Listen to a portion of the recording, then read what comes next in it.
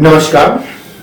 पश्चिम बंगाल के तमाम महाविद्यालय व विश्वविद्यालय के हिंदी स्नातक व स्नातकोत्तर पाठ्यक्रम के विभिन्न विषयों पर आधारित व्याख्यान प्रस्तुति के लिए साहित्य कला और संस्कृति पर आधारित यूट्यूब चैनल प्रज्ञादीप पर आपका स्वागत है।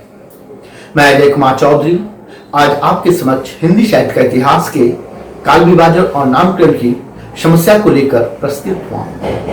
तो आइए शुरू करते हैं हिंदी साहित्य का इतिहास के काल विभाजन और नामकरण की समस्या की शुरुआत।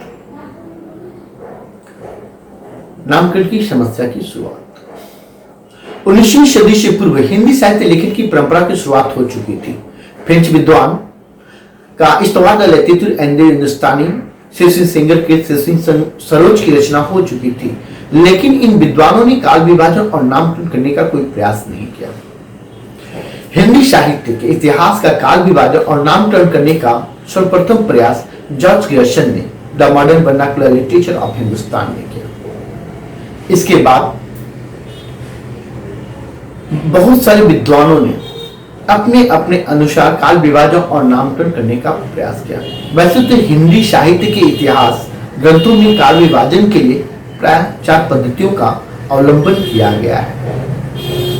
पहली पद्धति के अनुसार इतिहास का काल विभाजन 4 कालखंडों में किया गया है: आदिकाल, भक्तिकाल, रीतिकाल और आधुनिक काल। आचार्य शुक्ल के द्वारा उनके अनुसरण पर नागरिक पंचांग सभा के इतिहास में इसी को ग्रहण किया गया है।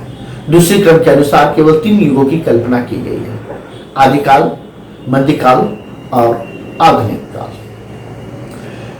भारतीय हिंदी परिषद के इतिहास में इसे ही स्वीकार किया गया है और डॉक्टर गणपति चंद्र गुप्त ने अपने वैज्ञानिक इतिहास में इसी का अनुमोदन किया है।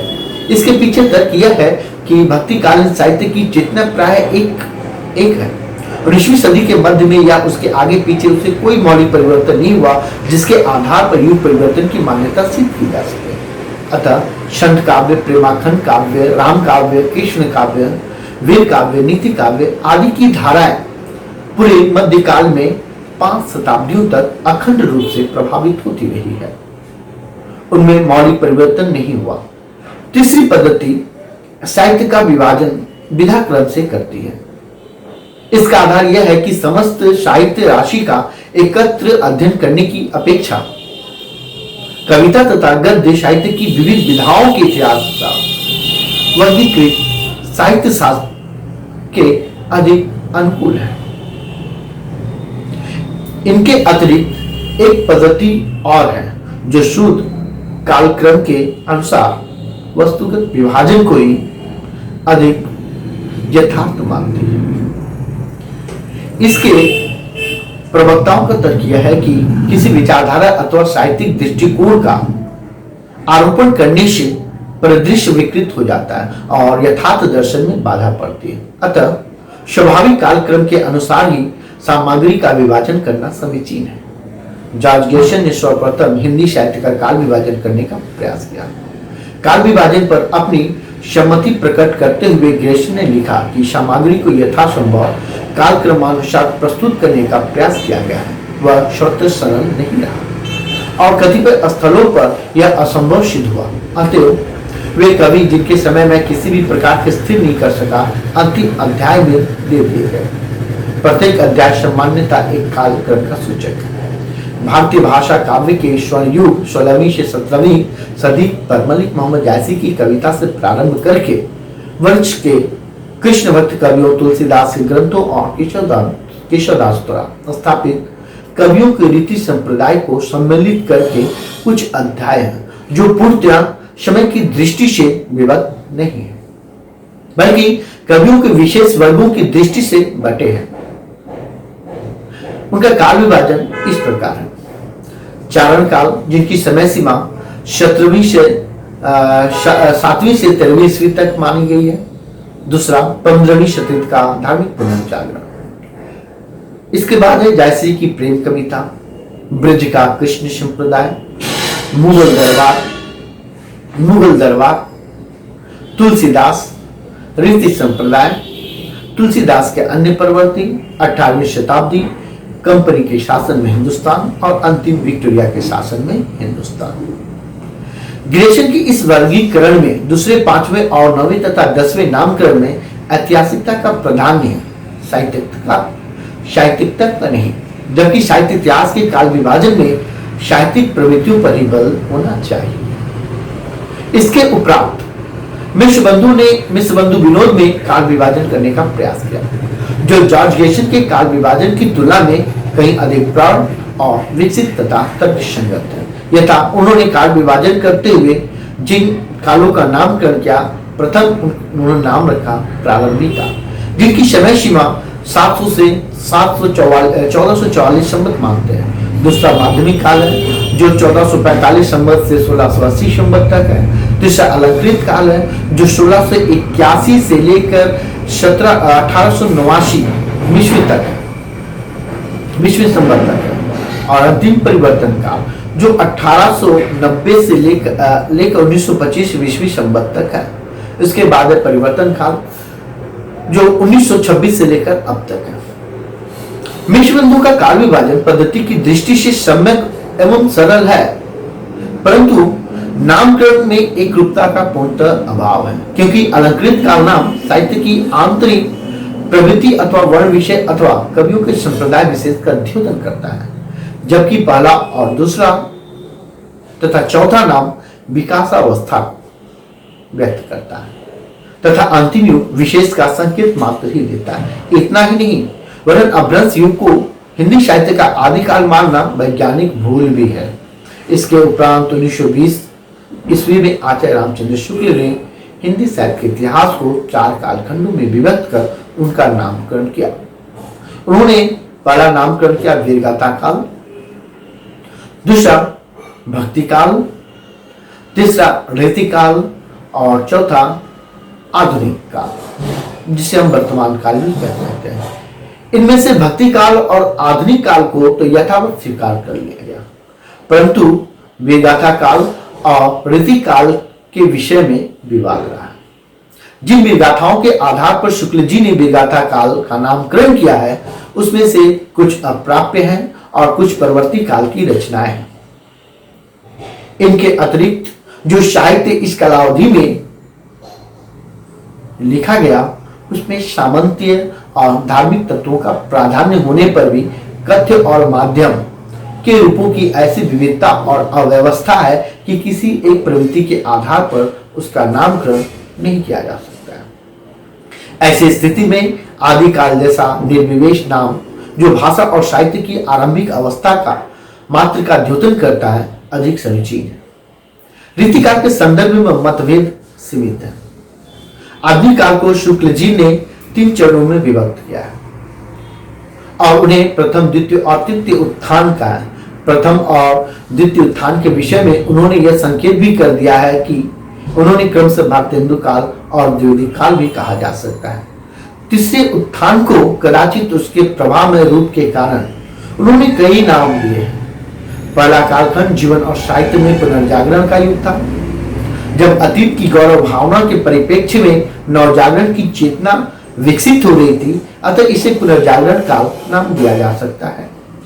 और चूंकि भारतेंदु के व्यक्तित्व और कृतित्व में, जिन्होंने अपने जीवन काल में इस युग का नेतृत्व किया और जिनका प्रभाव मरणोपरांत भी बना रहा, यह चेतना सम्यक प्रतिफलित हो रही थी, इसलिए इसका नामकरण उनके नाम पर भी करने में कोई आपत्ति नहीं हो सकती है।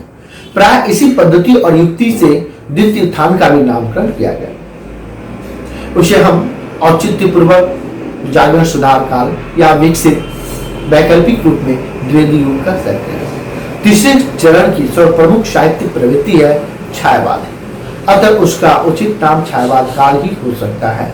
उसके परवर्ती काल की चेतना इतनी जल्दी जल्दी बदल रही थी कि किसी एक स्थिर आधार को लेकर उसका नामकरण नहीं किया जा सकता। आरंभ में प्रगतिवाद का दौर था, जो कुछ ही वर्षों में समाप्त हो गया।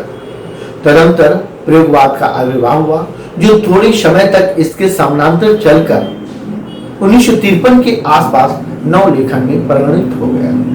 नवलेखन का युग भी 1960 के बाद खत्म हो गया और इसके बाद की साहित्यिक चेतना यथार्थ बोध की प्रखरता के कारण अपनी पूर्ववर्ती साहित्यिक चेतना से भिन्न है। अतः इसे अस्थिर और त्वरित गति से बढ़ते हुए साहित्यिक प्रभाव को किसी एक नाम से कैसे बांधा जा सकता है। कुछ आलोचक पूर्वार्ध को प्रगति प्रयोग काल और उत्तरार्ध को नवलेखन काल कहना चाहते हैं और कुछ इस पूरे कालखंड को छायावादोत्तर काल के नाम से अवहित करते हैं।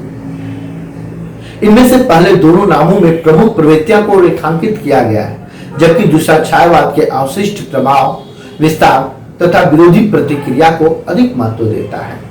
स्वतंत्रता की प्राप्ति इसी युग की घटना है, पर यह साहित्यिक चेतना को कोई नया मोड़ नहीं दे सकी, इसलिए नामकरण में इसकी कोई विशेष संगति नहीं है।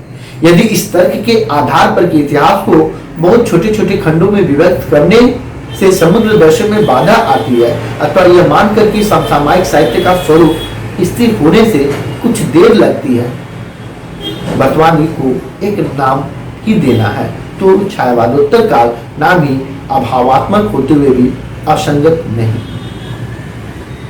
इसके बाद डॉक्टर रामकुमार वर्मा के काल विभाजन के अंतिम 4 कालखंडों को आचार्य शुक्ल के विभाजन के अनुरूप है। केवल वीरगाथा काल के स्थान पर चारण काल नाम अवश्य दिया गया है, किंतु इसमें एक विशेषता संधि काल की है, जो वस्तुतः गुण वृद्धि का सूचक क्रम कम एवं दोष वृद्धि का द्योतक अधिक है। कुछ विद्वानों ने तो चारण काल भी असंगत बताया। इसके मतानुसार उस युग के काव्य रचिता चारण नहीं भाट, भट्ट अथवा ब्रह्मपट्ट थे। इसी प्रकार संधि काल नामकरण द्वारा रूढ़ि त्याग एवं नवीनता ग्रहण का साहस अवश्य दिखाया गया, परंतु उसमें भ्रामकता अधिक है, निश्चयात्मकता कम। हिंदी साहित्य का वैज्ञानिक इतिहास की पूर्व पीठिका ने डॉक्टर गणपति चंद्र गुप्त ने काल विभाजन में कुछ संशोधन कर वर्गीकरण को नया रूप देने का प्रयास किया है। अपने आचार्य द्विवेदी द्वारा किए गए नामों आदिकाल, भक्ति काल तथा रीति काल को यथावत स्वीकार कर आधुनिक काल में कुछ परिवर्तन कर काल विभाजन को अद्यतन स्वरूप प्रदान किया है। आदिकाल की समय सीमा को 650 ईस्वी से 1350 ईस्वी तक माना गया है। भक्ति काल के समय सीमा को 1350 से 1650 ईस्वी तक माना गया है। रीति काल के समय सीमा को 1650 से 1857 ईस्वी तक माना गया है। आधुनिक काल को 1857 से लेकर अब तक। हम आधुनिक काल को भी कई रूपों में बांट सकते हैं, जैसे भारतेंदु काल, जिसे हम पुनर्जागरण काल करते हैं और इनकी समय सीमा 1857 से 1908 तक है। दूसरा द्विवेदी काल, जिसे हम जागरण सुधार काल के नाम से जानते हैं और इनकी समय सीमा 1908 से 1915 ईस्वी तक है। इसके बाद छायावाद काल, जिनको 1915 से 1938 ईस्वी तक है। पहली छायावादी कविता 1912 में प्रकाशित हुई थी, तथापि इसका जोड़ 1915 में हुआ।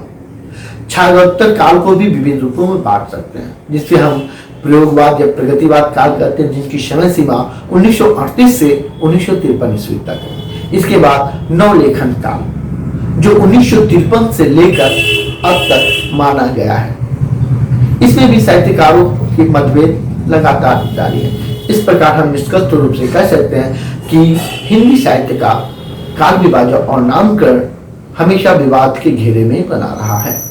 बहुत सारे आचार्यों ने अपने वैज्ञानिक दृष्टिकोण को अपनाते हुए इन्हें नामकरण करने का, काल विभाजन कर नामकरण करने का प्रयास भी किया, किंतु आज भी देखा जाए तो ये समस्या ज्यों की त्यों बनी हुई है। लेकिन एक तरह से देखा जाए तो आचार्य रामचंद्र शुक्ल ने अपनी प्रतिभा, अपनी विद्वता के आधार पर जिस तरह हिंदी साहित्य के इतिहास के काल विभाजन और नामकरण का वैज्ञानिक आधार को मानकर नामकरण करने का प्रयास किया, उसी आधार को प्राय परवर्ती आचार्यों ने भी माना है। कुछ हेरफेर कर उनके भी नामकरण को यथावत स्वीकार कर लेना उनकी महत्ता को स्वीकार करने जैसा है। इसलिए कह सकते हैं कि हिंदी साहित्य के काल विभाजन और नामकरण पर जब हम चर्चा करते हैं तो आचार्य रामचंद्र शुक्ल के नामकरण और काल विभाजन को मुख्य स्थान दिया जाता है। हालांकि आगे भी देखा जा रहा है कि हिंदी साहित्य के काल विभाजन और नामकरण करने का प्रयास जारी है। इस प्रकार ये समस्या बनी हुई है और अंततः बनी ही रहेगी। धन्यवाद।